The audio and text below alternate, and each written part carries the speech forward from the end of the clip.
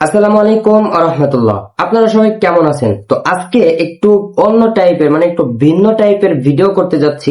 এরকম ভিডিও আমি কখনোই করি নাই।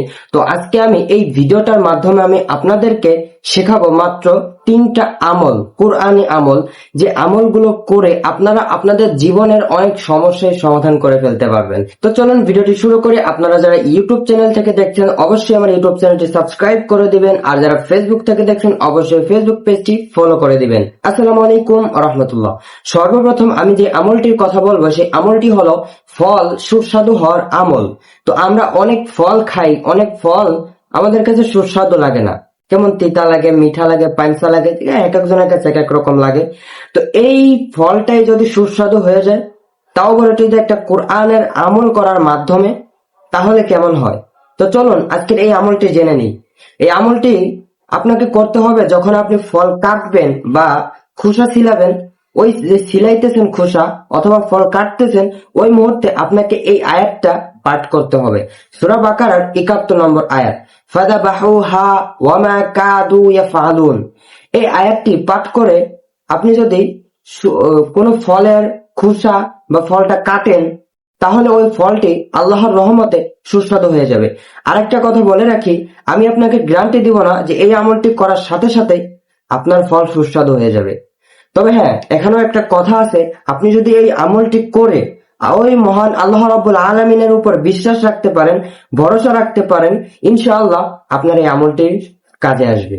তো আপনারা যে আমলই করেন না কেন, অবশ্যই আমলটা করার আগে এবং পরে সবসময় আল্লাহর উপর ভরসা রাখবেন। একটা কথা মনে রাখবেন যে মহান আল্লাহ রাব্বুল আলামিন সবকিছুই পারেন, তিনি মহান। তো চলুন এবার দ্বিতীয় আমলটি আমরা জেনে নিই। দ্বিতীয় আমলটি হলো, ধরেন আপনার কোনো জিনিস হারিয়ে গিয়েছে, পার্স অথবা মোবাইল অথবা যে কোনো কিছু। আমাদের দৈনন্দিন জীবনে অনেক জিনিসপাতি হারিয়ে যায়। তো ওই যে আপনার যে ধরেন অনেক পার্সোনাল জিনিস অথবা আপনার অনেক দরকারি জিনিস হারিয়ে গিয়েছে, তো এখন ওইটা কোনোভাবেই খুঁজে পাইতেছেন না। ভাই আমি আপনাকে আগেও বলতেছি, এটা কিন্তু আল্লাহর উপর সম্পূর্ণ ভরসা রাখতে হবে, ঠিক আছে? তো এখন আপনার যে জিনিসটা হারাই গেছে, আপনি এটা পাইতেছেন না, কিন্তু আপনার খুবই ইম্পর্টেন্ট ওইটা। তো এখন কি করবেন? কোরআনের একটা আমল আছে, সেই আমলটা করতে পারেন। আল্লাহ যদি চান, ইনশাআল্লাহ আপনার ওই হারিয়ে যাওয়া জিনিসটি আপনি ফেরত পেয়ে যাবেন। তো আমলটি কি? আমলটি হলো 30 নম্বর পারায় সূরা দোহা। এই সূরা দোহাটি আপনি 7 বার পাঠ করবেন। 7 বার পাঠ করার পরে অবশ্যই আগে পরে দুরূদ শরীফ পড়ে নেবেন। তারপরে এই সূরাটি পড়ার পরে আপনি আল্লাহ তাআলার কাছে দোয়া করবেন। আপনার যে জিনিসটি হারিয়ে গিয়েছে ওই জিনিসটির জন্য দোয়া করবেন। ইনশাআল্লাহ আপনার ওই জিনিসটি আপনার জন্য যদি সঠিক হয়, তাহলে ওই জিনিসটা আপনি পেয়ে যাবেন। তবে এখানে আরো কথা আছে, অবশ্যই আপনাকে আল্লাহর উপর ভরসা রাখতে হবে। এখন আমি এটা পরীক্ষিত কিনা সেটা আমি আপনাকে বলি। দেখেন, আমি একটা সময় বাড়িতে গিয়েছিলাম, আমরা ঢাকায় থাকি, আমরা বাড়িতে গিয়েছিলাম, ঠিক আছে? তো বাড়িতে যাওয়ার পরে আমি তখন আরো ছোট ছিলাম, মাত্র কত 12 বছর 11 বছর বয়স এরকম। তো বাড়িতে যাওয়ার পরে আমার কাছে একটা মানি ব্যাগ ছিল। সেই মানি ব্যাগের মধ্যে অনেক চকচকে টাকা ছিল, আর আমার খুব চকচকে টাকার নেশা, আর আমার কালেকশনে এখন অনেক চকচকে টাকা আছে। তো এই মানি ব্যাগ ভরা আপনার চকচকে টাকা ছিল, তাও 300 350, তখন এটাই অনেক ছিল, তখন তো ছোট ছিলাম। তো ওই মানি ব্যাগটা আমি বাড়িতে যাওয়ার পরে ব্যাগের মধ্যে রাখছি, আমি যে কাপড়ের ব্যাগটা নিয়ে গিয়েছি ওই ব্যাগের মধ্যে রাখছি।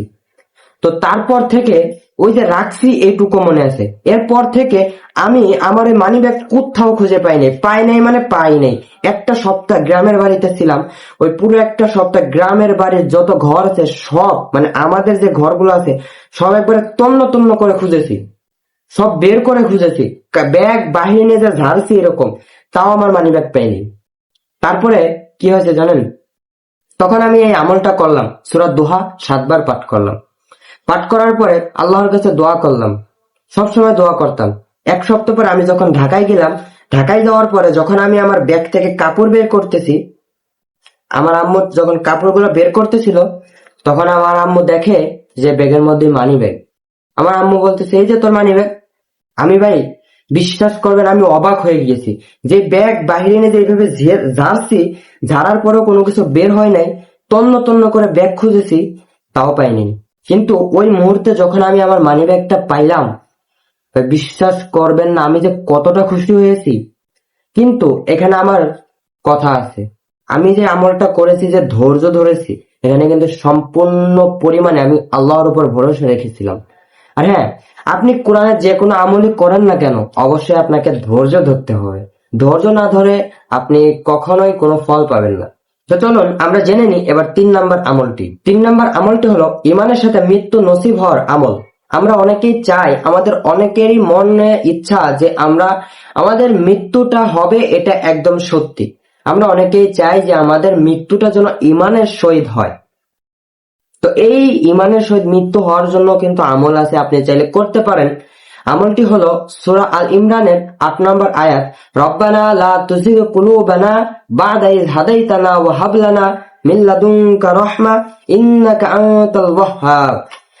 এই আয়াতটি আপনি প্রত্যেক 5 ওয়াক্ত নামাজের পরে এই আয়াতটি একবার করে পাঠ করবেন। ইনশাআল্লাহ মহান আল্লাহ রাব্বুল আলামিন চাইলে আপনার মৃত্যুটাও ঈমানের সহিত হবে। তো আমাদের এইখানে এই ভিডিওটার মধ্যে যদি কোনো ভুল হয়ে থাকে, যদি কথার মধ্যে কোনো ভুল হয়ে থাকে, অবশ্যই আপনারা আমাদেরকে ক্ষমার দৃষ্টিতে দেখবেন এবং ভুলটা ধরিয়ে দিবেন। ইনশাআল্লাহ পরবর্তী ভিডিওতে সেই ভুলগুলোর সমাধান করব। ভুল হতেই পারে, কারণ আমি এখনো অনেক বড় হইনি।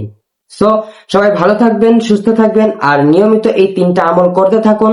ইনশাল্লাহ আপনার জীবন পরিবর্তন হয়ে যাবে।